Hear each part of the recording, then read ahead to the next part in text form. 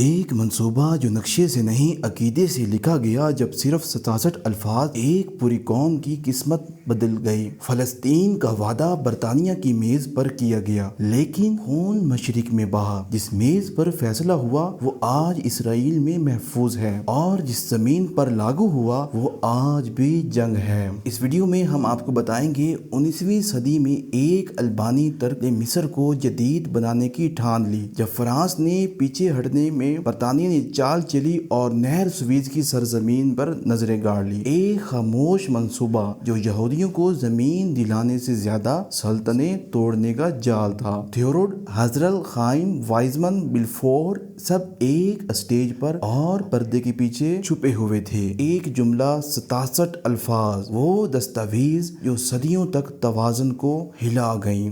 پھر آئی وہ جنگ، وہ قرارداد، وہ تقسیم جس نے آج کا اسرائیل اور فلسطین پیدا کیا، اور شروع ہوئی ایسی آگ جو آج تک بجھی نہیں۔ لیکن جب وہ دروازے کھلتے ہیں تو جنگیں وطن اور نسلیں وجود میں آتی ہیں۔ ناظرین، یہ کوئی معمولی کہانی نہیں، یہ ان 67 الفاظ کی داستان ہے جنہوں نے ہزاروں سال کے خواب اور عقیدے اور زمین کو بس ایک خط میں بدل دیا۔ یہ وہ سچ ہے جس پر فلسطین جل رہا ہے اور دنیا تماشا بنی ہوئی ہے۔ تو آئیے جانتے ہیں اعلان بلفور، اس کے پیچھے چھپی سازش اور وہ طاقتیں جنہوں نے قلم سے جنگ جیتنے کا ہنر سیکھ لیا۔ 1840 کی دہائی عثمانی سلطنت کمزور پڑ چکی، اور اس کی کمزوری کے درمیان ایک اور شخص تاریخ کے افق پر ابھرا۔ اس کا نام تھا محمد علی پاشا، ایک البانی نژاد جرنیل جس نے مصر کو محض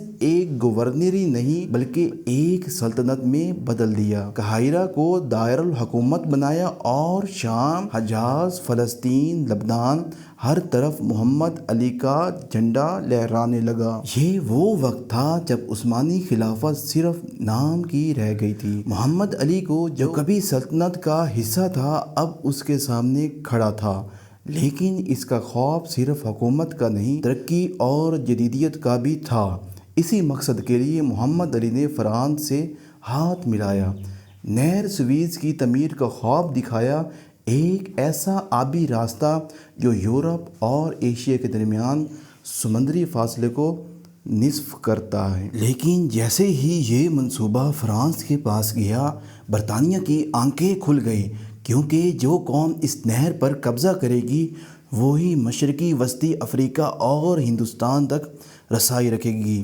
اس لمحے سے برطانیہ نے اس خطے میں اپنی موجودگی کو مستحکم کرنے کا فیصلہ کیا۔ 1885 کی دہائی میں برطانوی وزیر خارجہ لارڈ پالمر طویل مدتی منصوبہ تجویز کیا، ایک ایسا علاقہ جہاں یہودی یورپ سے ہجرت کر کے ایک محفوظ ٹھکانہ بنا سکیں، اور اس کے لیے انتخاب کیا گیا فلسطین کا۔ اسی دوران برطانیہ نے فلسطین میں زمینیں خریدنے کے لیے خفیہ امداد فراہم کی۔ یورپ کے یہودی، خاص طور پر روس، پولینڈ اور جرمنی سے آہستہ آہستہ ہجرت کرنے لگے۔ ان کے لیے فلسطین محض زمین نہیں بلکہ ایک خواب کی تعمیر تھا۔ اگرچہ عثمانی حکومت نے کچھ عرصے کے لیے زمین خریدنے پر پابندی لگائی، مگر برطانوی دباؤ اور خفیہ سودوں کے ذریعے یہ پابندی نرم کر دی گئی۔ 1914 میں پہلی عالمی جنگ شروع ہوئی۔ سلطنت عثمانیہ نے جرمنی کا ساتھ دیا، اور یہی وہ موقع تھا جس کا برطانیہ کو انتظار تھا۔ اسی دوران خائم وائزمن نامی ایک سائنسدان جو صہیونی تحریک کی اہم رکن تھا، برطانیہ میں سرگرم ہوا۔ اس کے روابط وزیر خارجہ آرتھر جیمز بلفور سے مضبوط تھے۔